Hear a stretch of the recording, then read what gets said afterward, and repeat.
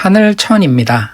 이런 모양의 문자였는데요. 먼저 아래쪽은 이 부분이 이렇게, 여기는 이렇게, 여기는 이렇게, 아래쪽은 이렇게 되어서 사람을 그린 것이고요. 이렇게 둥글게 생긴 부분은 원래 똑같은 모양으로 나타났었는데 이렇게 한 획만 남았습니다.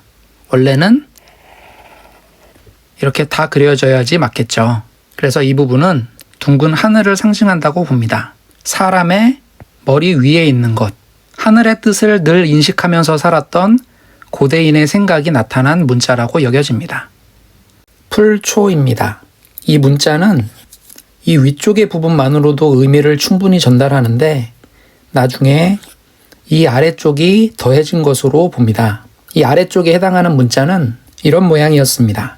먼저 윗부분을 보면 옛날엔 풀이 이런 모양으로 그려졌습니다. 이 부분이 이렇게 그려졌고요. 역시 똑같은 모양으로 이렇게 그려진 부분이 이렇게 그려진 것입니다. 그래서 이것은 풀 모양을 그대로 본뜬 부분이고요. 아래쪽을 보면 이 동그란 부분이 이렇게 그려졌고요. 가운데 점에 해당하는 부분이 이렇게 선으로 그려졌습니다. 그래서 이것은 해를 그려놓은 것으로 봅니다. 그리고 아래쪽은 원래 문자가 조금 더 복잡한 형태였는데 지금처럼 단순하게 변했습니다. 이 부분은 똑같이 그려졌죠. 그리고 양 옆에 해당하는 부분이 거의 직각으로 보이는데 원래는 이런 형태로 보는 게 맞을 것 같습니다. 그래서 여기서도 이런 식으로 표현을 해보면 이 아래쪽은 나무를 그린 것이라고 봅니다. 그래서 이 아래 문자는 나무의 바로 위에서 해가 떠오르는 모양을 그린 것입니다. 그래서 일찍이라는 의미를 나타내는 일찍조라는 문자인데요. 이 풀초자에서 소리 역할도 합니다. 이 일찍조자는 아침에 이른 시간을 나타내는 의미에서 빨리라는 의미로 빠르게 자라는 식물이 바로 풀이라는 의미로 해석할 수 있다는 설명도 있습니다. 마을촌입니다.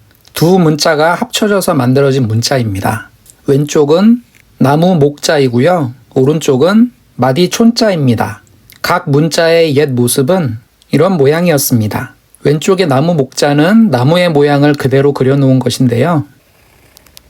이 부분은 이렇게 나무의 줄기에 해당하고요. 여기는 이렇게 해서 나뭇가지와 잎사귀를 나타냅니다.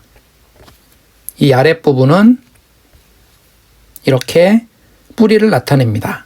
그래서 이 모양 그대로 나무를 의미합니다.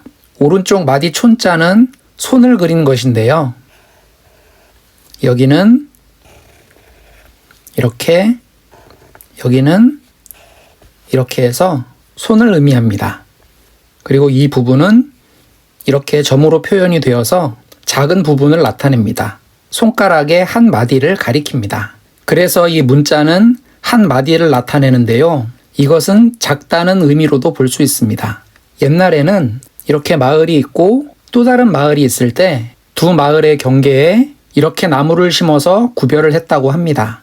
그래서 각 문자의 의미를 합해보면 나무를 심어서 구별해 놓은 집이 모여있는 작은 구역이라는 의미에서 마을을 나타내는 마을 촌자가 되었다고 보는 것이 가장 타당한 설명이라고 생각이 됩니다.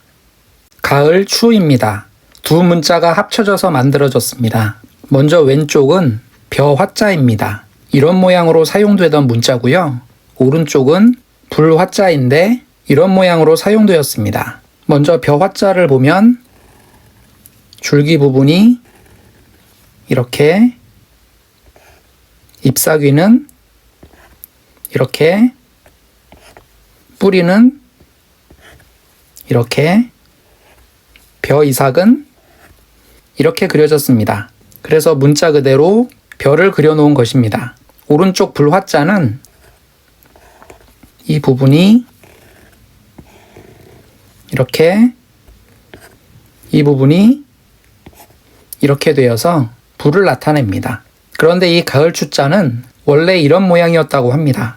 위쪽 부분은 메뚜기를 그린 것이고 아래쪽은 불을 그린 것입니다. 그래서 불로 메뚜기를 태우는 모양이었다고 합니다. 이것이 곡식을 갉아먹는 메뚜기를 퇴치하기 위한 것인지 메뚜기를 식량으로 구워 먹는 모습인지는 학자마다 해석이 다릅니다. 그런데 이렇게 메뚜기를 불로 태우던 때가 가을철이었기 때문에 가을을 나타내는 의미가 되었다고 봅니다. 그런데 나중에 지금 우리가 사용하는 이런 문자로 바뀐 것인데요. 메뚜기를 태우던 불의 모습은 그대로 남아있고 논밭을 상징하는 벼가 메뚜기 대신 사용되어서 가을을 나타내는 문자가 되었습니다. 봄춘입니다. 옛 문자는 이런 모양이었습니다. 싹이 돋아난 것이 이렇게 그려졌습니다. 그런데 싹을 조금 더해서 싹이 여러 개 난 이런 모양이 되었습니다.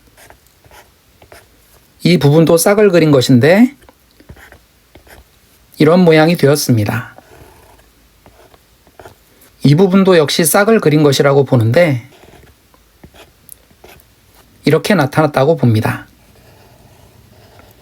가운데의 이 부분은 이렇게 점은 획으로 표현이 되었는데 이것은 해를 그린 것입니다. 햇살이 따뜻하게 비치고 있을 때 싹이 돋아나고 있는 모양에서 봄을 나타내는 봄춘자가 되었다는 설명이 가장 설득력 있다고 여겨집니다.